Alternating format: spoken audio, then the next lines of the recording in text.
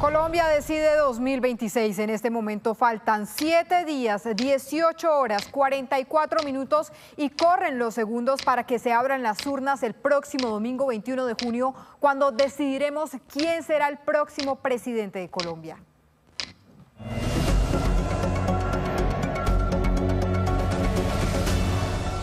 Y a la 1:15 p.m. empezamos el radar de la política del fin de semana hablando del inicio de los cierres de campaña de los candidatos presidenciales Iván Cepeda y Abelardo de la Espriella. Vamos al centro de Bogotá con Alejandro Cortés, quien se encuentra ya en el cierre en plaza pública del candidato del Pacto Histórico. Alejandro, adelante. Catalina, buenas tardes. Efectivamente, hasta las inmediaciones de la Plaza Santa María llegaron personas de todas las edades a acompañar al candidato del Pacto Histórico, Iván Cepeda, en este que es su cierre de campaña en la capital colombiana. Se espera que el día de mañana, después del mediodía, haga su cierre en la ciudad de Barranquilla, en el departamento del Atlántico. Aquí socializó sus propuestas en cuanto al medio ambiente, pero también a la defensa de los animales, y le dio un no rotundo nuevamente a esta práctica del fracking. Escuchemos lo que dijo el candidato. Vamos a negar la posibilidad de que en Colombia se practique el fracking, se los aseguro. A proteger los páramos, a proteger las fuentes de agua, a proteger la selva amazónica. Continuaremos el liderazgo del presidente Petro como país que defiende la naturaleza. Nuestro segundo gobierno pondrá en primer lugar a las poblaciones que más requieren la ayuda y el acompañamiento del Estado. Y por su parte, el candidato presidencial, Abelardo de la Espriella, tiene previsto hacer el cierre de su campaña mañana domingo en el departamento del Valle del Cauca. ¿Qué más detalles se conocen? Sebastián Cortés, usted los tiene. Adelante. Catalina, buenas tardes. Pues lo que se tiene previsto es que el candidato del movimiento Firmes por Colombia, por la Patria, haga el cierre de su campaña en la plaza de la Ciudad Señora, esto es en Buga. El candidato hoy no tiene agenda pública y ha decidido justamente reunirse con su equipo, afinar y ultimar detalles de lo que va a ser no solo el cierre de las actividades en plaza pública, sino también la próxima semana todo lo que va a ser el cierre de la campaña, ya con encuentros privados, con este cierre de resultados para lo que será la segunda vuelta el próximo 21 de junio. Justamente el candidato emitió un pronunciamiento, una invitación a los ciudadanos de Buga para que acudan mañana a esta convocatoria masiva.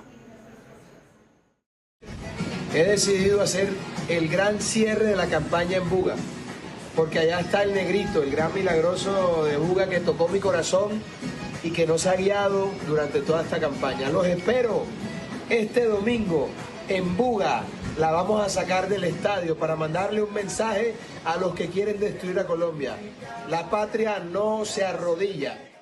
Junto a Abelardo de la Espriella estará también su fórmula vicepresidencial José Manuel Restrepo y otros actores clave de su campaña, como los exsenadores Rodrigo Lara y también Mauricio Gómez Amín. Muy bien, Sebastián, muchísimas gracias. Y Colombia está a 7 días de una jornada electoral en la que se elegirá el próximo presidente. Desde el año 2010, esta definición se ha hecho a través de la segunda vuelta porque ningún candidato ha podido obtener más del 50% de los votos en primera vuelta para llegar aquí, a la Casa de Nariño. Acá el recuento. Como en esta contienda, las últimas 4 elecciones presidenciales en Colombia se han definido a través de la segunda vuelta. En el 2010 la disputa era entre Juan Manuel Santos, en ese momento del partido de la U, y Antanas Mocus del Partido Verde. El ahora Nobel de Paz en la primera vuelta se impuso con 6.802.043 votos ante los 3.134.222 de Mocus. En segunda tuvo un crecimiento del 32,7% y superó los 9 millones, mientras que el exalcalde de Bogotá llegó a los 3.587.975. 4 años después, la disputa tuvo como protagonista nuevamente a Santos, que compitió contra el en ese entonces candidato del uribismo Óscar Iván Zuluaga, el cual le ganó la primera vuelta con 3.769.005 votos contra 3.310.794. Pero ya en la segunda, Santos lo rebasó al crecer un 136,8% y lograr 7.839.342 sufragios contra 6.917.001 votos de Zuluaga. Ya en el 2018 aparecieron Iván Duque contra el hoy presidente Gustavo Petro. Allí la votación en primera fue de 7.616.857 para el candidato del Centro Democrático contra 4.855.069 del aspirante en ese momento de la Colombia Humana. Distancia que para la segunda vuelta quedó 10.398.689 Duque y 8.040.449 Petro. Para las últimas elecciones del 2022, la primera vuelta tuvo como ganador a Gustavo Petro con 8.527.768 votos, seguido de Rodolfo Hernández y 5.953.209 respaldos. Las votaciones aumentaron en segunda con 11.281.013 sufragios para el hoy jefe de Estado y 10.580.412 votos para el exalcalde de Bucaramanga. Solo una vez en los 4 comicios pasados, quien ganó la primera vuelta no quedó como presidente, que fue la disputa entre Santos y Zuluaga.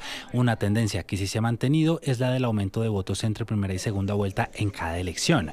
En la primera vuelta de este año, Abelardo de la Espriella obtuvo 10.366.143 e Iván Cepeda 9.703.921.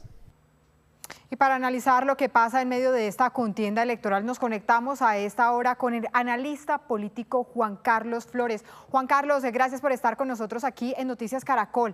Empezar preguntándole, luego de analizar estos datos de la segunda vuelta en Colombia, ¿y qué podría pasar en esta segunda vuelta? ¿Se tiene alguna característica especial específicamente en esta contienda? Catalina, muy buenas tardes. Sin duda. Y yo creo que lo más interesante de lo que puede ocurrir es, hasta el momento, la inercia favorece en esta crónica que ustedes hicieron sobre las segundas vueltas, favorece al ganador en primera vuelta, excepto en el caso de Santos contra Zuluaga, cuando Zuluaga le ganó. Entonces hoy tendríamos una inercia que favorecería al abogado de la Espriella, pero hay una cantidad de votos que en buena medida no son exactamente conocidos, hay un interrogante grande sobre ellos, que están, por así llamarlo, debajo de la alfombra. Son votos que hoy no podemos clasificar con exactitud, y son votos que están desgarrados entre ese famoso dicho popular, que entre el diablo y escoja.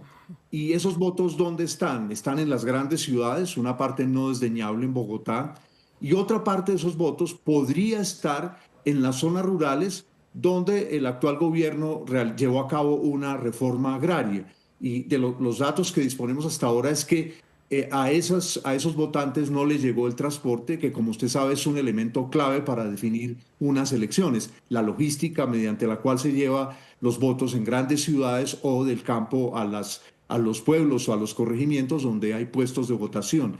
De manera que pareciera que ya todo está jugado, pero no podemos descartar una sorpresa por esas dudas que tiene un sector del electorado, que se siente, no se siente simpatizante de lo que ha hecho Petro, pero también le asusta el comportamiento y el desconocimiento de manejar un país que tiene el abogado de la Espriella. Sí. Ahí me parece que puede estar la sorpresa en caso de que la haya. Sí, esto en lo que tiene que ver en materia territorial, pero justamente le quiero preguntar, ¿cómo va la conquista por este centro? ¿En qué se están enfocando las campañas en este momento específicamente de acuerdo a sus estrategias? El centro se ha transformado quizá en un voto un tanto más amplio, que son los indecisos y el interrogante de aquellas personas que a veces votan y que a veces no, y que no aparecieron en primera vuelta votando por nadie. Como ha ocurrido tal desgarramiento de la opinión pública en Colombia, entonces podría ocurrir algo que la experiencia del Perú, lo que está viviendo hoy Perú, donde menos de 3.000 votos separan a la candidata Fujimori del candidato Sánchez, podría ocurrir eventualmente algo así en el país, porque si usted mira, los votos del llamado centro ya se repartieron buena parte de ellos en primera vuelta, y una parte de esos votos no va a ir ni por el uno ni por el otro. Entonces tendrían que llegar votos de otro lado, y allí es donde está mi inquietud, donde si uno examina las encuestas que se han puesto sobre la mesa, hay una parte de ellas que señala que sorprendentemente los indecisos han vuelto a crecer. Entonces, Catalina, si uno sumase los indecisos más aquellas personas que eventualmente votan pero no participaron en primera vuelta, sí, habría una cierta probabilidad, subrayo, no es total, es una cierta probabilidad de una eventual sorpresa. Sí, Juan Carlos, y ya que usted pone el ejemplo de Perú, ¿cómo llega el sistema electoral colombiano a esta segunda vuelta? Muy rápidamente, por favor.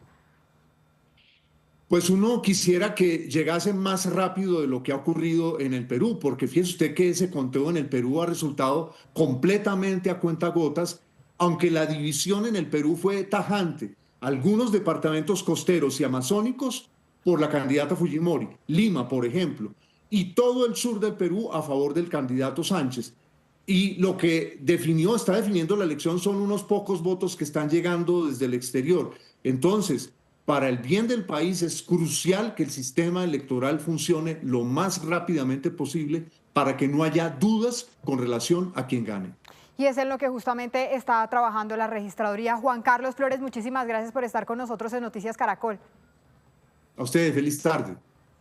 Y a propósito, en materia de seguridad, en Noticias Caracol en Vivo, el ministro de Defensa, Pedro Sánchez, anunció que este martes será instalado el puesto de mando unificado nacional y que más de 400.000 hombres de la fuerza pública garantizarán la seguridad de todos los colombianos. El próximo martes estaremos activando el PMU a las 8 de la mañana en torno a la que es la protección física. O sea, lo vamos a activar prácticamente 5 días antes de las elecciones. Y a las 10 de la mañana también activaremos el PMU cibernético para proteger toda la capacidad cibernética. O sea, estamos tomando acciones incluso mucho más anticipadas, más preventivas, de tal manera que haya unas elecciones seguras. La situación de seguridad y de orden público en el país es una de las principales preocupaciones de los colombianos y por eso se convirtió en uno de los puntos centrales de la campaña por la presidencia de la República. Aquí está el panorama del país y las propuestas de los aspirantes a la presidencia.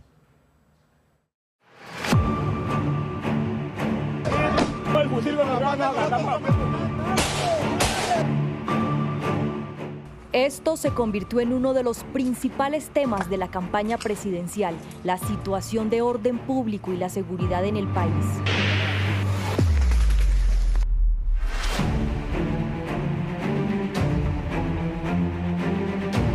Detrás de estos hechos están los grupos armados ilegales que, según se calcula en un informe del Servicio de Inteligencia del Estado, han crecido en número. En 2021 se redujeron 13%, pero en 2022 comenzaron a aumentar 15%, luego 21%. El primer semestre de 2025 crecieron 38% hasta llegar a diciembre con un total de 27.367. Casi se duplicaron.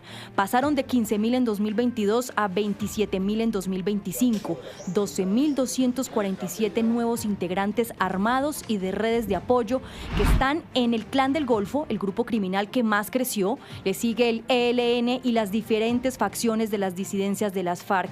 Además, dice el informe de inteligencia que estos grupos se expandieron y hoy tendrían presencia en al menos el 36% del país. Hombre, ¿cuántos muertos más tiene que poner Cali? No acepto este trato y como colombiano no acepto este deterioro de la seguridad nacional. Por favor, no aguantamos más terrorismo. Pero el llamado también urgente al gobierno nacional. Seguimos en la preocupación, pero hacemos el llamado insistente al acompañamiento aquí en territorio. Grupos financiados por la minería ilegal y el narcotráfico. Precisamente hoy en el país hay 253.000 hectáreas sembradas con coca, según el reporte del sistema CIMSI de Naciones Unidas. Extensión que equivale a 14.457 estadios como el Campín. Por estas cifras, Estados Unidos desertificó a Colombia en la lucha contra las drogas. Además, el reporte señala que la producción potencial de cocaína en Colombia creció 53% con 2.664 toneladas métricas en 2024.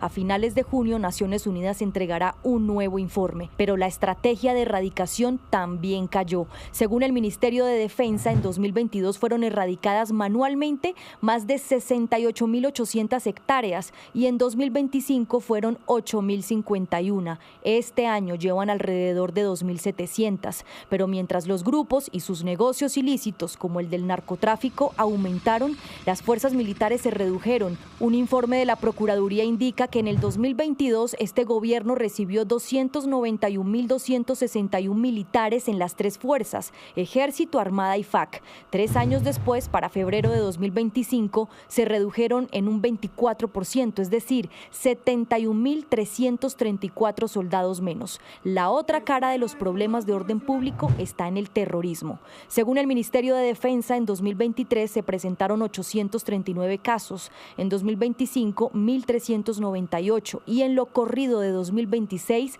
ya hay un aumento del 3%. Las masacres registran un aumento del 64% en lo que va de este año, pero en los últimos 4 se registraron 412 masacres con 1.147 víctimas.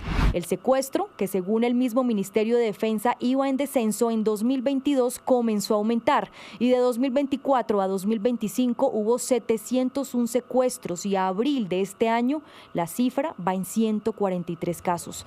Ante este panorama, los candidatos tienen programas opuestos. Abelardo de las Priella plantea poner en marcha el modelo Plan Colombia 2 para erradicar el narcotráfico con fumigación aérea y el crimen con apoyo internacional y una ofensiva militar y policial. Plantea soportar todo con tecnología, inteligencia del Estado y con garantías jurídicas a la fuerza pública para capturar cabecillas de alto valor y recuperar las zonas que están bajo el dominio de estructuras armadas. Un lenguaje de excepcionalidad, de mucha militarización, de mucha judicialización, un lenguaje frentero y contundente que llega a la opinión pública, pero que en el fondo todavía no sabemos cómo se va a materializar, con unas apuestas muy maximalistas. La experiencia colombiana muestra que los avances militares pueden debilitar estructuras armadas en algunos casos, pero no necesariamente resuelven problemas asociados a la exclusión, la ausencia estatal o las economías ilegales. Iván Cepeda propone un cambio cultural y político frente al conflicto en nuestro país. Señala que Colombia necesita una revolución ética para desmontar la normalización de la violencia y la deshumanización producida por décadas de guerra. Para hacerlo realidad, plantea en su plan de gobierno, primero, un acuerdo nacional que lleve a la reconciliación y justicia social y segundo, la paz como una salida dialogada y política a los conflictos sociales y armados. Sin mucha autocrítica en un modelo pues que, aunque no es el causante de la expansión de los grupos insurgentes de manera monocausal, evidentemente sí tiene una participación importante, y si no hay modificaciones de fondo, parece difícil que hayan resultados distintos. Existen grupos con escasa o ninguna motivación política, economías ilegales muy rentables y disputas territoriales que no se resuelven únicamente mediante procesos de diálogo.